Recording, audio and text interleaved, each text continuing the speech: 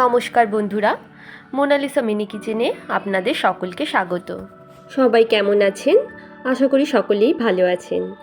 আজকে নিয়ে চলে এসেছি ইলিশ মাছের একটি দুর্দান্ত স্বাদের রান্না, যার জন্য উপকরণগুলি লাগছে কাঁচা লঙ্কা, পোস্ত, কালো জিরে এবং টক দই।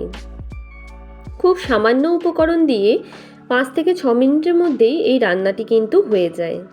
সমস্ত মশলাগুলি এখানে আমি পোস্ত, টক দই এবং কাঁচা লঙ্কা মিক্সিতে ভালো করে একটি পেস্ট তৈরি করে নিচ্ছি। এবারে কড়াই তেল গরম করে সেই তেলের মধ্যে দিয়ে দিচ্ছি কালো জিরে ফোড়নের জন্য। ফোড়নগুলো একটু চড়বড় করে ফুটে উঠলেই তার মধ্যে দিয়ে দিচ্ছি বেটে রাখা পোস্ত এবং টক দই কাঁচা লঙ্কার পেস্টটি। যে সকল বন্ধুরা আমার ভিডিওগুলি দেখছেন এবং যদি ভিডিওগুলি ভালো লেগে থাকে একটু আমাকে সাপোর্ট করবেন, আমার চ্যানেলটিকে সাবস্ক্রাইব করে দেবেন, তাহলে এরকম অনেক নতুন নতুন ভিডিও আপনারা আমার চ্যানেলে দেখতে পারবেন। এবারে ওই তেলের মধ্যে আমি বাটা মশলাটি এবং 2টো কাঁচা লঙ্কা চিড়ে দিয়ে দিলাম। দিয়ে দিচ্ছি হাফ চামচ মতো হলুদ গুঁড়ো। যেহেতু আমার এখানে রান্নার পরিমাণ কম, তার জন্য আমি সেই পরিমাণের হলুদ এবং সেই পরিমাণের লবণ দিয়েছি। এবারে মশলাটিকে একটু ভালো করে নেড়েচেড়ে নিতে হবে। নেড়েচেড়ে নিয়ে তার মধ্যে দিয়ে দেব ইলিশ মাছগুলি। আমি কিন্তু এখানে ইলিশ মাছ ভাজিনি, শুধুমাত্র নুন হলুদ মাখিয়ে রেখেছিলাম।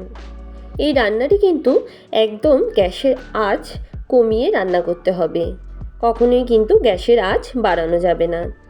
মিক্সি ধোয়া জলটি এর মধ্যে দিয়ে এবারে একটি ঢাকনি চাপা দিয়ে 5 থেকে 7 মিনিট একদম মিডিয়াম আঁচে বা একদম কম আঁচে রান্নাটি করে নিতে হবে।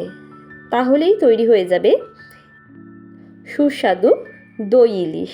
আমি ঠিক এইভাবে দই ইলিশ রান্না করে থাকি। আপনারা কে কেমনভাবে করেন বা আমার এই রান্নাটি কেমন লাগলো অবশ্যই কিন্তু কমেন্ট করে জানাতে ভুলবেন না। আর যে সকল বন্ধুরা আমার পাশে আছেন তাদেরকে জানাই অসংখ্য ধন্যবাদ। আপনারা পাশে আছেন বলে আমি আরও উৎসাহ পাচ্ছি। গরম ভাতের জন্য তৈরি হয়ে গেছে আমার দই ইলিশ। খেতে কিন্তু এটি অসাধারণ খেতে হয়, আর বেশি কোনো উপকরণও কিন্তু লাগে না, চটজলদি হয়েও যায়। একবার অবশ্যই রান্না করে দেখতে পারেন আমার এই রেসিপিটি। নমস্কার।